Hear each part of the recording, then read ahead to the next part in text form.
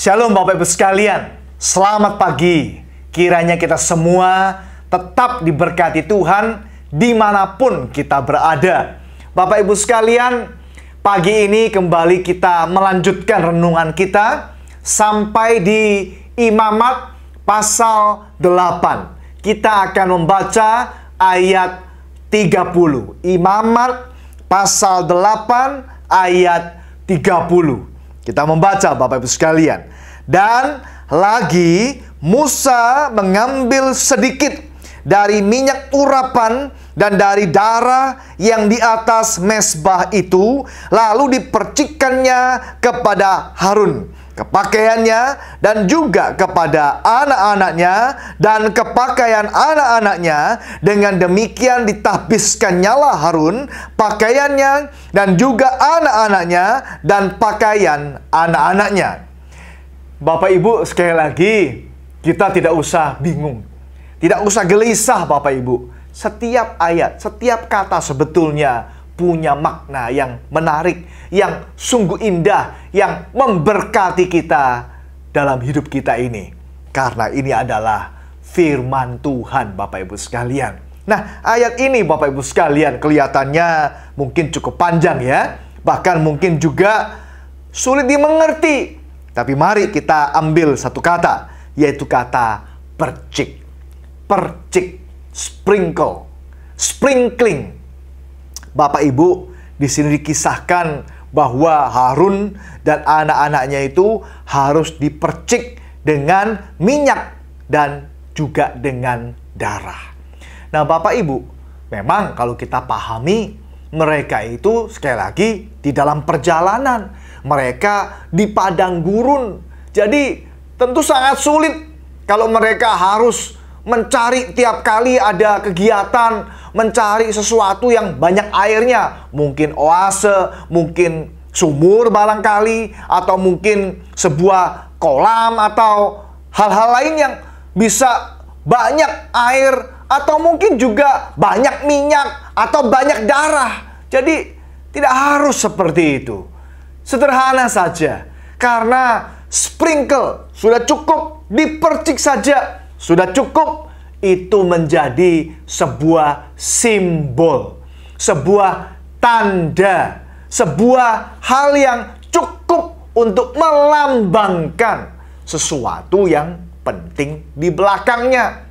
Nah, Bapak Ibu, seringkali kita salah mengerti tentang kata percik ini. Maksud saya Bapak Ibu, dikaitkan dengan kehidupan kita. Yang pertama yang dapat kita renungkan adalah kalau kita sudah dipercik, apakah itu kita sudah dibaptis atau kita sudah ditahbis, itu lalu kita merasa kita sudah suci, kita sudah kudus. Jangan lupa Bapak Ibu, percikan itu hanya simbol saja. Mungkin minyak, mungkin air, bahkan darah sekalipun tidak bisa menyucikan kita. Darah binatang tidak bisa. Darah Yesus ya bisa Bapak Ibu sekalian. Tapi kalau itu kita melihat memercikkan minyak dan darah, itu hanya simbol. Simbol apa? Simbol bahwa kita dipilih Tuhan.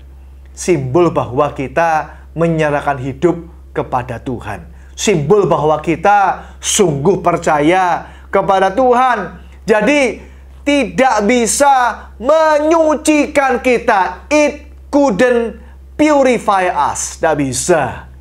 Lalu kita setelah kita dibaptis, lalu kita kudus tanpa percaya, tanpa menerima Yesus. Saya rasa itu adalah hal yang tidak masuk akal Bapak Ibu sekalian. Absurd. Satu hal yang bukan diajarkan oleh Alkitab. Alkitab mengajar kita supaya kita percaya. Nah, itulah yang menyucikan kita dari segala dosa kita Bapak Ibu. Ini hanya lambang saja. Percik itu hanya lambang. Jangan dipikir bahwa setelah percik kita sudah selesai. Tidak Bapak Ibu. Ya, itu hanya lambang saja. It couldn't purify. Yang kedua Bapak Ibu sekalian, kalau kita merenungkan kata percik ini, kita bisa belajar bahwa it couldn't juga justify. It couldn't justify, tidak bisa membenarkan kita. Bukan hanya tidak bisa menyucikan kita, lalu juga tidak bisa membenarkan kita. Artinya adalah lalu kita punya license, punya surat izin, kita punya surat yang mensahkan kita untuk kita berbuat dosa. Tidak bisa menjamin kita seterusnya kita bebas berbuat dosa karena seolah-olah sudah mendapatkan surat izin, mendapatkan license, mendapatkan sebuah bukti bahwa pernyataan kita ini adalah orang yang sudah dipercik. Tidak begitu, Bapak Ibu sekalian. Kita sebagai orang yang percaya Tuhan, kita harus menjaga kehidupan kita, kita harus menjaga pikiran kita harus menjaga kata-kata kita harus menjaga perbuatan kita. Jadi tidak berarti lalu setelah kita dipercik, lalu kita menjadi seorang yang dipilih Tuhan, entah menjadi seorang majelis, hamba Tuhan, atau seorang tokoh gereja, pemimpin gereja, lalu kita punya license untuk berbuat hal yang menyusahkan hati Tuhan. Saya rasa itu keliru, Bapak Ibu sekalian. Itu adalah hal yang salah. Jadi yang pertama, it couldn't purify. Yang kedua, it couldn't justify. Yang ketiga, yang terakhir, it couldn't nullify. Bapak Ibu, sekali lagi itu hanya sekedar simbol, sekedar lambang. Tidak bisa kita setelah dipercik, mau dengan minyak, mau dengan darah, mau dengan air, lalu kita tidak harus menjalani konsekuensi daripada segala perbuatan kita yang tidak baik. Nullify artinya menghilangkan.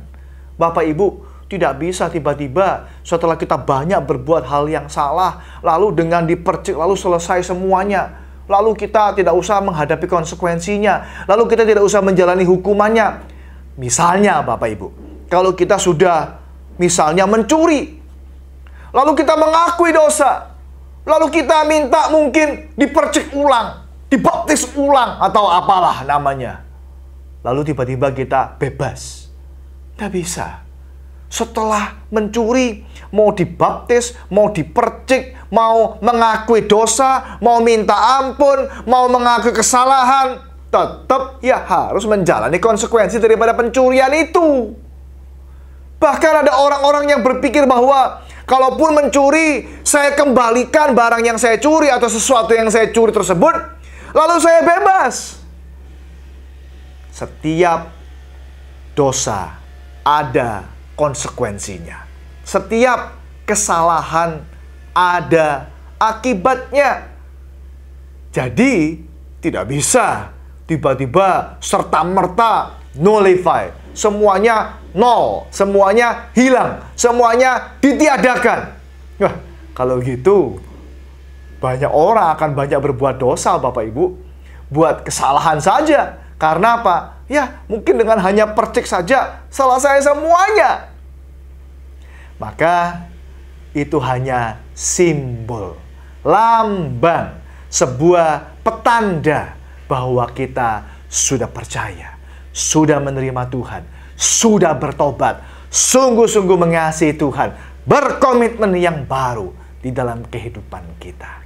Jadi, jangan salah gunakan baptisan, jangan salah gunakan percikan, jangan salah gunakan kepercayaan kepada Tuhan di dalam kehidupan kita. Kita yang sudah dibaptis, percaya kepada Tuhan, mari kita jaga kehidupan kita. Kita jaga pikiran kita. Kita jaga perbuatan kita. Kita jaga kata-kata kita semaksimal mungkin. Kita minta tolong kepada Tuhan supaya dalam hidup ini kita selalu memuliakan nama Tuhan. Amin. Tuhan memberkati kita sekalian.